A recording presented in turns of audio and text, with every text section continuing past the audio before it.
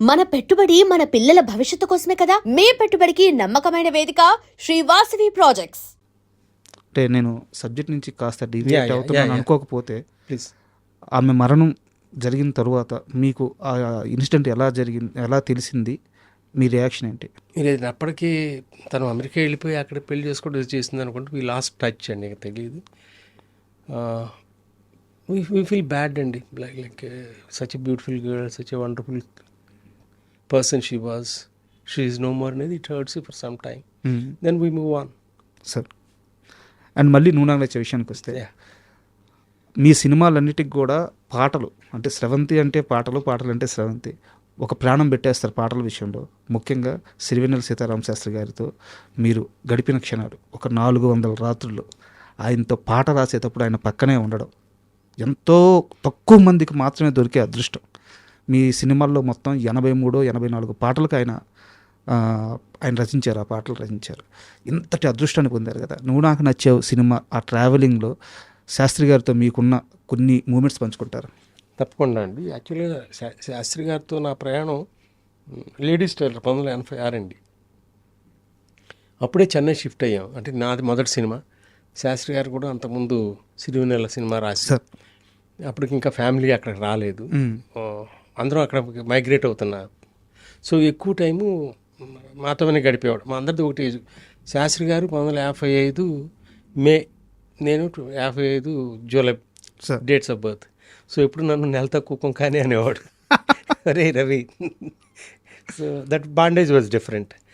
నువ్వు నాకు నచ్చావుకు వచ్చినప్పుడు అప్పుడే నువ్వే కావాలి రాసున్నాడు. కళ్ళలోకి కళ్ళు పెట్టి చూడడందుకు పాట ఎంత గొప్ప పాట, మొత్తం సినిమా అంతటిని. అవును. సో నువ్వు నాకు నచ్చావు కూడా తనే రాయాలి మొత్తం సార్, న్యాచురల్గా.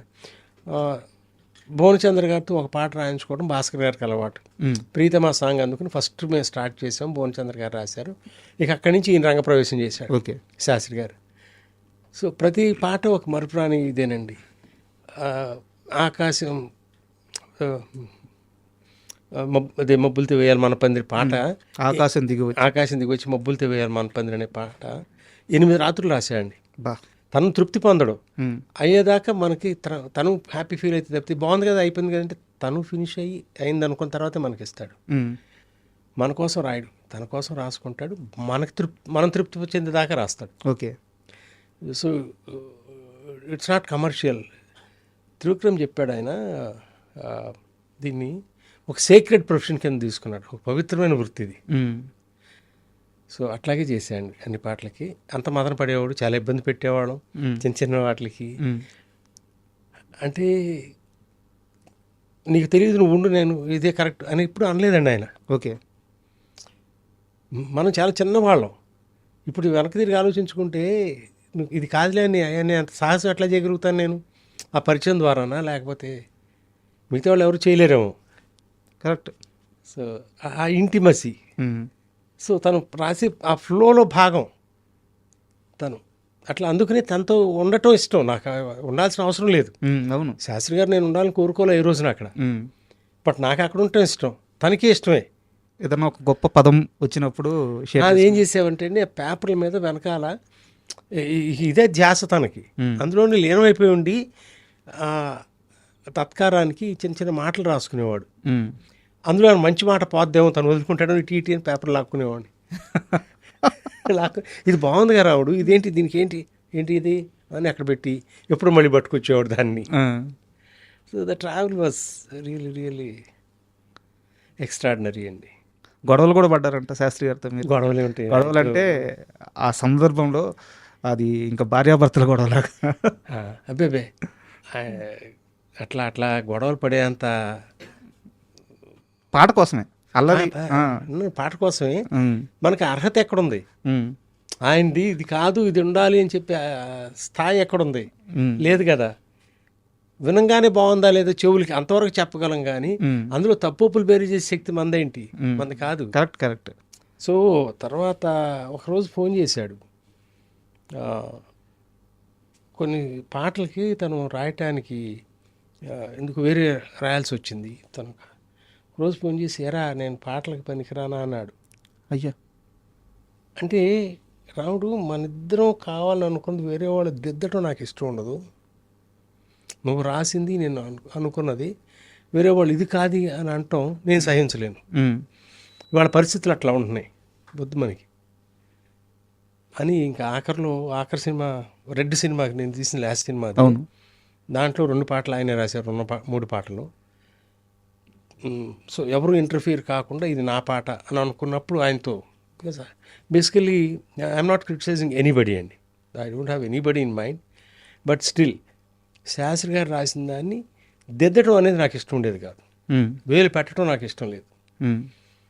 ఆయనకంటే ఎంతో పెద్దవాళ్ళు ఇది తప్పు అని అన్నాళ్ళు తప్పితే ఆయనకంటే పెద్దవాళ్ళు నాకు ఎవరు లేరు అక్కడ. ఎవరున్నారు ఆయన సమకాలికులు?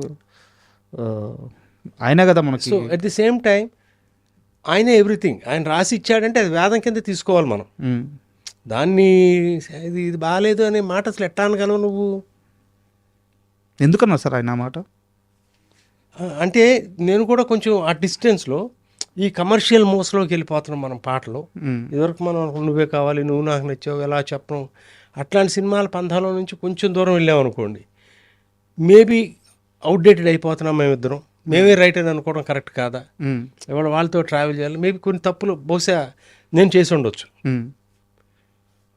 I don't really know the reasons, but me start కోటి గారితో అంతే 14 సినిమాలు కలిసి పనిచేసాం. సార్ నేనంటే ప్రాణం, నాకు కోటి అంటే అంత ఇష్టం. సో మా ట్రావెల్లో కూడా చాలా చక్కటి మ్యూజిక్, శాస్త్రి గారి పాటలు, that we enjoyed that phase అండి. బహుశా ఫిల్మ్ మేకర్స్కి అందరికీ కూడా that is golden era. Sir not after that. తర్వాత అవకాశం లేదు. కమర్షియల్ వాల్యూస్ వచ్చి పడి, ఎందుకంటే పాటలో నువ్వు కథ చెప్పినప్పుడు ఆ పాట నిలబడదు, బతకదు. అప్పటికప్పుడు తాత్కాలికం, అది తాటాకుల మంట, అది కాదు కోరుకుంది. నాకు బాగా గుర్తండి, మనసులో మాటకి ఒక పాట రాయాలి, అదేంటంటే బ్రెత్లెస్ సాంగ్, ఏ రాగం ఉంది పాట. దాని ముందు చక్కటి పాట రాశాడు, అప్పుడు కరెంట్ టాపిక్ మీద రాశాడు. ఓకే. అప్పుడు ఉల్లిపాయ రేటు పెరిగిపోయింది, ఏదో సంథింగ్ హ్యాపెండ్, చాలా బాగుంది వినటానికి. రావుడు 10 సంవత్సరాల తర్వాత వెనక్కి తిరిగి ఆలోచించుకుంటే మనకి ఇది నిలబడుతుందా, లేకపోతే ఎప్పటికీ నిలబడే పాట రాసుకుందామా, ఏం కావాలరా నీకు, అంతే. ఆ పాట పక్కన పెట్టి ఒక అద్భుతమైన పాట రావడం. సో ఇక్కడ వివాదాలు ఏం లేవు, నా అభిప్రాయం చెప్పడం, దాన్ని గౌరవించడం. ఓకే. సో అది నా అదృష్టం. ఒక గొప్ప జర్నీ సార్. అండ్ నూనాన్ వచ్చే సినిమాలో మరో అద్భుతమైన క్యారెక్టర్ వచ్చేసి బంతి, సునీల్ గారిది. అంటే మనం ఈ సినిమా జర్నీలోకి వెళ్ళే ముందు సునీల్ గారి గురించి, త్రివిక్రమ్ గురించి మాట్లాడుకునే ముందు వాళ్ళిద్దరి స్నేహం మీకు అర్థమైన మొదటి క్షణం ఏంటి? నాకు నువ్వే కావాలి సినిమా, తరుణ్ హీరో. ఓకే. వాడు చూస్తే అప్పుడే బడి నుంచి వచ్చినలాగా ఉంటాడు, స్కూల్ నుంచి. రిచా, ఎన్నుకున్న కథ. త్రివిక్రమ్ వచ్చి సునీల్ని పరిచయం చేసి, నా ఫ్రెండు ఇతను చేస్తున్నాడు ఆ క్యారెక్టర్ అనగా నాకు అర్థం కాల.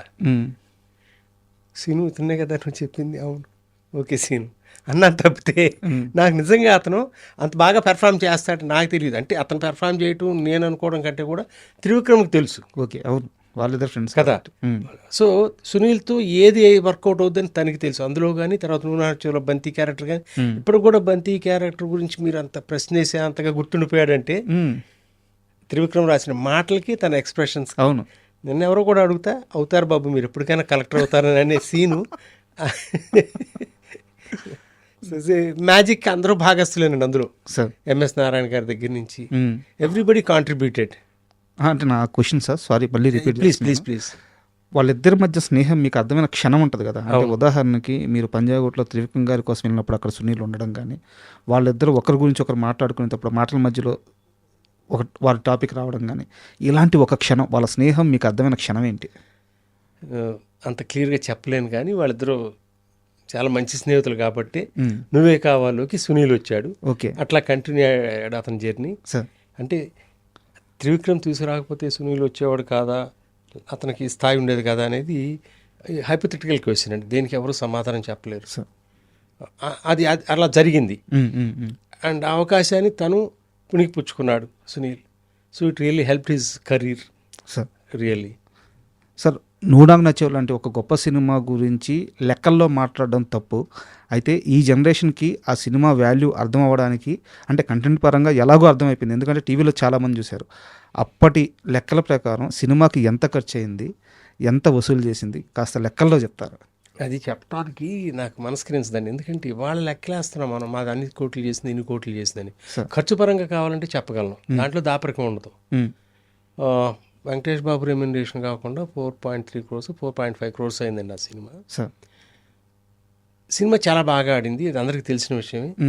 ఎన్ని చోట్ల ఎంత బాగా ఆడింది అనేది మేము పట్టించుకునే వాళ్ళం తప్పితే ఎంత కలెక్ట్ చేసింది, ఎంత లాభాలు వచ్చినాయి, some as a film maker I don't know, I don't belong to that category where I counted how much it made. Sir.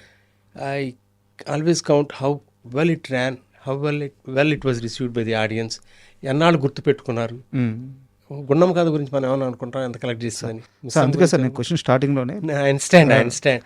ఇవాళ రేపు ఏమైందంటే ప్రతి వాళ్ళు దాన్ని రూపాయల్లో కన్వర్ట్ చేస్తున్నారు, సార్. ఆడియన్స్ అభిమానాన్ని.